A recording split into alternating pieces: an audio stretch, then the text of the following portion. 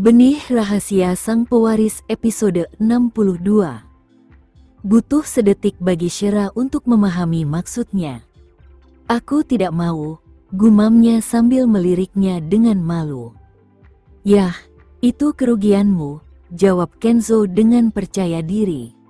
Shira duduk di sofa dengan wajah merah, lalu menatapnya dengan marah. Bisakah lain kali kamu mengetuk pintu sebelum masuk? Aku pikir kamu sedang memandikan Leon.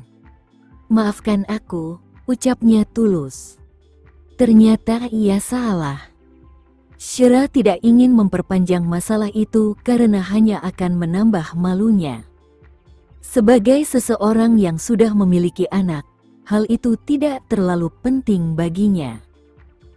Terima kasih telah merawat dan melindungi Leon dan aku selama ini. Aku melihat berita tadi siang bahwa Prasetya telah ditangkap. Karena kami sudah aman sekarang, katanya dengan tulus, aku memutuskan akan membawa Leon kembali ke rumah besok. Alis Kenzo berkerut. Kalian baik-baik saja di sini. Kenapa harus pindah?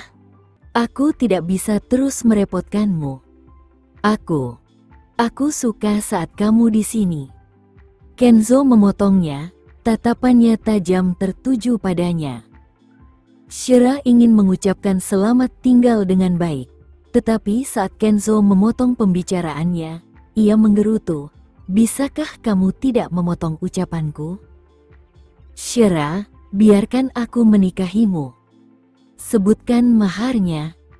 Duduk di sofa gelap, Kenzo tampak seperti raja yang agung. Shira merasa perpisahannya semakin kacau karena pria ini. Dengan frustrasi, ia mendesah, Kenzo, bisakah kamu biarkan aku menyelesaikan kalimatku? Hanya jika kamu berjanji untuk tetap tinggal. Aku tidak ingin mendengar yang lain. Kenzo bersikeras, meski tahu Shira akan pergi jika sudah memutuskan. Shira mengabaikannya dan melanjutkan, terima kasih telah menampung Leon dan aku selama ini. Bagaimana kamu akan berterima kasih padaku? Kenzo memotong lagi, membuat Shira terdiam. Dasar pria keras kepala. Pikirnya kesal. Alih-alih menjawab, Shira balik bertanya, bagaimana kamu ingin aku berterima kasih? Kamu tahu apa yang kuinginkan, balasnya. Mengetahui bahwa itu sesuatu yang tidak bisa ia setujui, Shira berpura-pura bodoh. Bagaimana aku bisa tahu apa yang kamu inginkan? Jadi kamu hanya berkata tanpa niat saat ingin berterima kasih padaku? Kenzo berpura-pura kecewa. Tentu saja aku serius. Matanya beralih menatap ke arah lain. Tapi kamu tidak memberitahuku apa yang inginkan, gumamnya. Saat ini, Kenzo tampak seperti anak yang terluka. Hati Shira melembut. Ia mendesah, baiklah, apa yang kamu inginkan? Kamu benar-benar tidak tahu apa yang kuinginkan? Kenzo kembali bertanya. Tidak ada gunanya jika ia harus mengatakannya langsung. Melihat percakapan mereka buntu, Shira tiba-tiba teringat sesuatu. Ia berdiri dan berkata, terima kasih telah menjaga kami selama ini, Tuan Wiharja. Sudah larut. Mari kita istirahat. Selamat malam. Shira hendak melewatinya ketika Kenzo juga berdiri dan memegang pergelangan tangannya. Jangan pergi. Jangan ambil Leon dariku, pintanya. Mendengar itu, Shira berhenti, jantungnya berdebar kencang. Apa maksudnya? Pikirnya. Kenapa ia berbicara seolah aku meninggalkannya? Tuan Wiharja, tolong lepaskan tanganku. Shira tidak berani menatapnya. Shira, panggilnya. Tidak sopan bicara dengan membelakangi orang. Tatap aku dan katakan langsung. Setelah itu, Kenzo memutar tubuh Shira dengan memegang bahunya, lalu mengangkat dagunya dengan lembut, memaksanya menatapnya. Shira mengangkat kepala dan menatap mata pria itu. Ia melihat antisipasi dan mengejutkan kerapuhan dalam tatapannya. Ia bisa melihat bayangannya di mata Kenzo yang dalam. "Kenzo, hentikan!" Kenzo melepaskannya dengan frustrasi. Ia tidak tahu bagaimana membuatnya tetap di sisinya. Setelah dibebaskan, Shira mundur, berbalik dan kembali ke kamarnya. Ia masih merasakan tatapan tajam pria itu di punggungnya. Shira tetap teguh untuk membawa Leon pulang besok. Ia akan kembali bekerja, dan demi putranya, ia memutuskan untuk mendaftarkannya di taman kanak-kanak swasta dengan keamanan yang baik. Baik Shira maupun Kenzo tidak tidur nyenyak malam itu. Keesokan paginya, saat Shira sedang mengemasi barang-barangnya, Kenzo mengetuk pintu sebelum masuk. Setelah selesai, Shira menoleh padanya dan berkata, "Maaf merepotkanmu untuk mengantar kami." "Sudah saatnya Leon pindah sekolah," ucap Kenzo tiba-tiba. "Aku tahu. Aku akan mencari sekolah yang lebih baik." "Tidak perlu," Kenzo menolak idenya. "Aku sudah mendapatkan tempat di taman kanak-kanak bergengsi untuk Leon. Ia bisa mulai besok." "Apakah dekat dengan Amor?" tanyanya. "Hampir." "Bagus. Bagaimana dengan biaya sekolahnya?" "Ia bukan wanita kaya." Kenzo mengangkat alis. "Kamu tidak perlu khawatir. Aku yang akan menanggungnya." "Tidak, aku tidak bisa membiarkanmu melakukan itu. Aku akan membayarmu," jawabnya cepat. Ia tidak ingin berutang padanya. Namun, Kenzo berkata tak terduga, uang bisa merusak hubungan. "Ia mungkin akan menjadi anakku suatu hari nanti. Sudah tugasku untuk membesarkannya." Shira terdiam sejenak. Setelah tersadar, Shira duduk dan mencari informasi tentang taman kanak-kanak bergengsi dekat Amor. Ia menemukan satu dengan biaya tahunan sekitar $288.000 atau 4 miliar rupiah. Ia terkejut. "Kenapa mahal sekali?" pikirnya. Tak heran Kenzo tidak memberitahunya. Ia pasti khawatir dirinya tidak mampu membayarnya. Namun, jumlah itu memang di luar jangkauannya. Shira terus mencari sekolah lain, tetapi hanya menemukan sekolah negeri dengan sistem undian. Tidak mungkin ia mendaftarkan Leon di sekolah seperti itu. Sekitar pukul 10 pagi, Kenzo mengantar mereka pulang. Setelah tiba di apartemennya, Shira merasa lebih tenang. Ia menoleh ke Kenzo dan berkata, "Tuan Wiharja, kamu bisa kembali jika ada pekerjaan." "Aku tidak sibuk," jawabnya sambil duduk di sofa menemani Leon. Shira mulai membersihkan rumah. Setelah selesai, seseorang di sampingnya menyodorkan segelas air. Ia tersenyum saat melihat Leon yang membawakannya. "Terima kasih, sayang. Istirahatlah, Mama. Mama tidak lelah." Setelah itu, Shira pergi berbelanja. Ketika kembali, Kenzo masih ada di sana. Ia sudah merasa nyaman di tempatnya. Malam itu, Shira memasak makan malam. Kenzo baru pergi setelah makan. Sebelum pergi, ia berkata, "Besok aku akan menjemput Leon ke sekolah. Aku belum memutuskan apakah akan mengirim Leon ke sekolah itu atau tidak," jawab Shira. "Oh, tak perlu memikirkannya," kata Kenzo. "Aku sudah memutuskan untukmu." Lalu ia pergi. Shira berpikir apakah ia harus mengikuti keputusannya. Setelah mempertimbangkan, sekolah itu memang bagus. Akhirnya, Syera tertidur setelah berpikir sepanjang malam. Pagi harinya, Kenzo datang mengetuk pintu tepat pukul 8. Syera belum memutuskan, jadi ia menarik Leon kembali dan berkata, "Aku harus memikirkannya lagi. Aku akan melihat sekolah lain hari ini." Kenzo menarik tangan Leon lagi. "Aku sudah menyumbang 10 miliar. Akan sia-sia jika Leon tidak bersekolah di sana." "Apa?" Syera terkejut. "Kamu menyumbang 10 miliar?" Saat ia masih terkejut, Kenzo membawa Leon ke lift. Syera buru-buru mengikuti mereka. Kepalanya masih pusing saat menatapnya dan bertanya, "Kau benar-benar menyumbang 10 miliar?" Jawabnya santai sambil merapikan mansetnya. "Kenapa kamu tidak membicarakannya denganku?" Syera merasa histeris.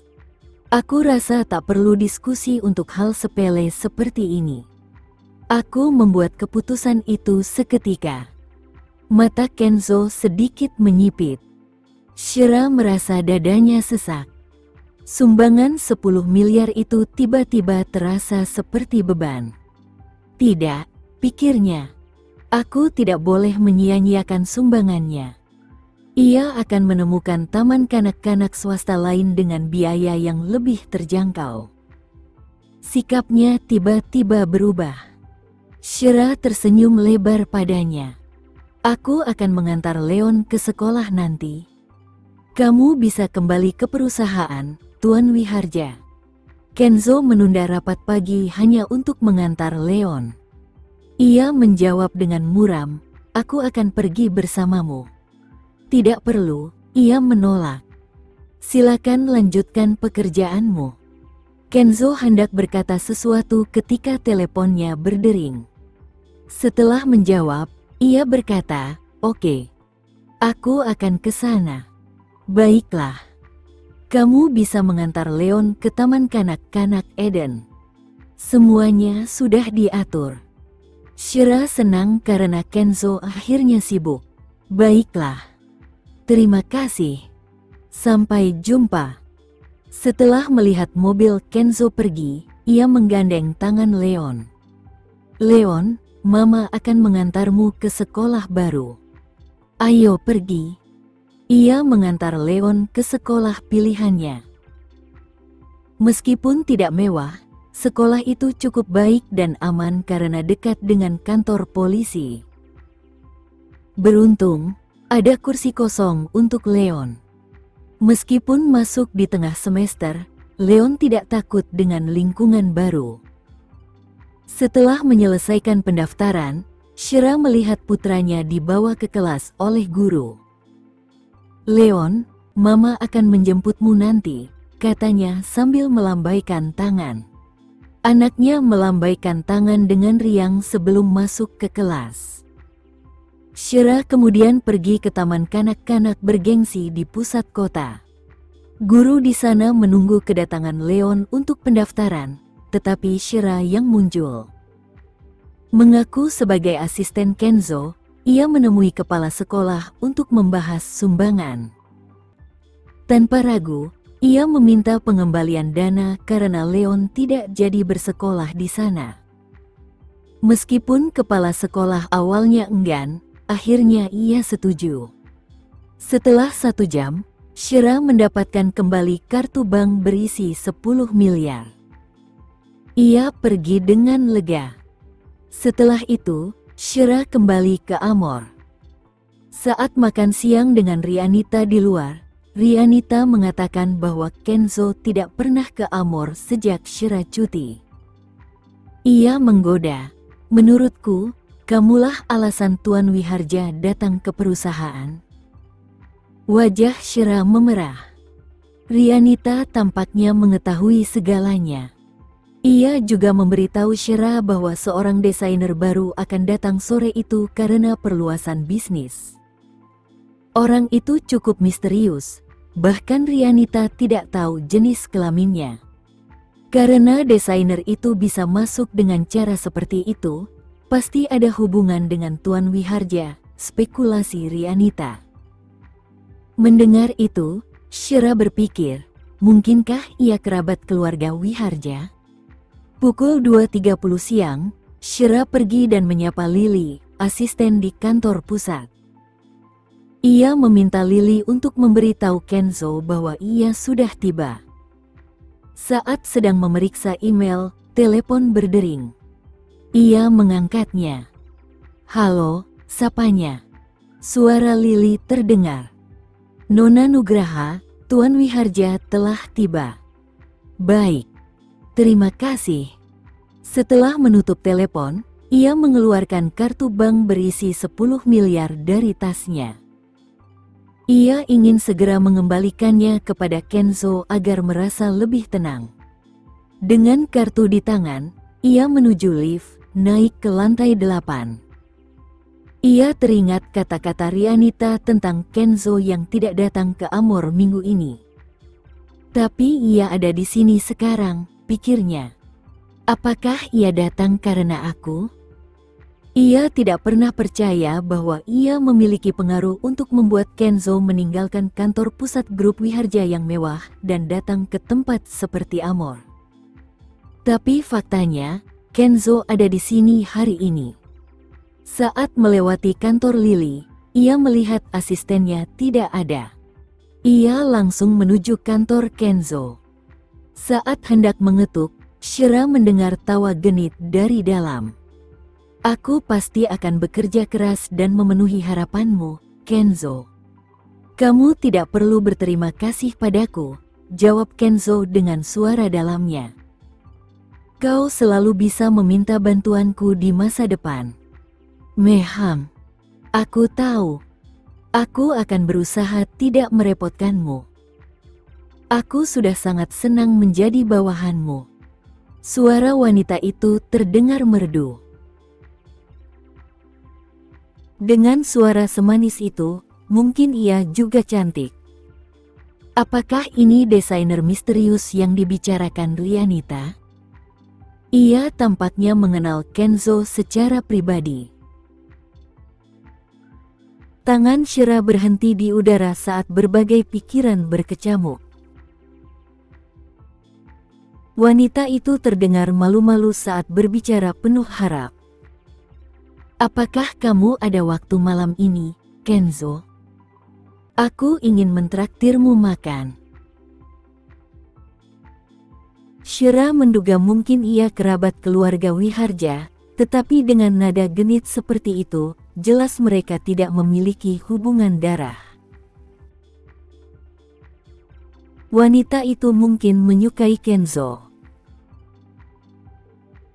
Bagaimanapun, Kenzo adalah pria idaman. Ia tidak menolak atau menerima. "Malam ini, aku akan lihat apakah aku punya waktu." Sungguh menakjubkan bagaimana kamu mengelola perusahaan sebesar ini sendirian. Suara wanita itu penuh kekaguman. Mendengar itu, Kenzo tertawa kecil dan menjawab, "Kadang-kadang memang melelahkan. Itulah sebabnya aku ingin mengajakmu makan malam dan membantumu rileks. Ayolah, katakan ya." Wanita di dalam kantor itu setengah menggoda, setengah memohon. Suaranya yang lembut tampaknya efektif membuat pria menurut. "Nona Nugraha, apa yang Anda lakukan?" Suara Lily tiba-tiba terdengar datar. Shira terkejut dengan kemunculan Lily yang tiba-tiba. Ia bahkan tidak menyadari bahwa tubuhnya sudah condong ke pintu. Saat itu juga, ia kehilangan keseimbangan dan tanpa sengaja membuka pintu kantor saat terjatuh masuk. Shira panik mendongak, melihat Kenzo duduk di meja, dan seorang wanita muda berjas bersandar di sana. Wanita itu meletakkan dagunya di tangan, memasang ekspresi manis dan menggemaskan. Tidak berani menatap wajah Kenzo, Shira menundukkan kepala dan tergagap minta maaf. "Maaf mengganggu." Aku tidak bermaksud menyela. Silakan lanjutkan. Ekspresi tidak senang terpancar di wajah Bella. Apakah ia sengaja? Pikirnya sambil menatap Shira. Ia benar-benar tahu cara memilih waktu terburuk. Dari sekian banyak waktu, kenapa harus sekarang? Pandangan Kenzo yang penuh konflik tertuju pada wanita yang baru saja masuk, dan ia langsung merasa senang. Apakah ia menguping di luar? Setelah Shira tenang, ia mulai menjelaskan dengan serius. Maafkan aku. Aku baru saja datang. Aku akan kembali nanti jika mengganggu.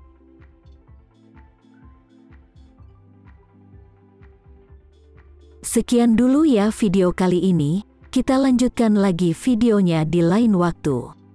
Oh iya, bagaimana menurut kalian? Semoga bisa sedikit menghibur kalian semua.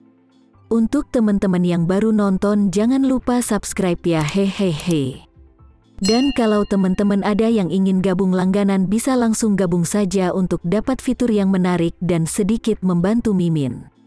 Terima kasih banyak sudah menonton, sampai jumpa lagi, bye.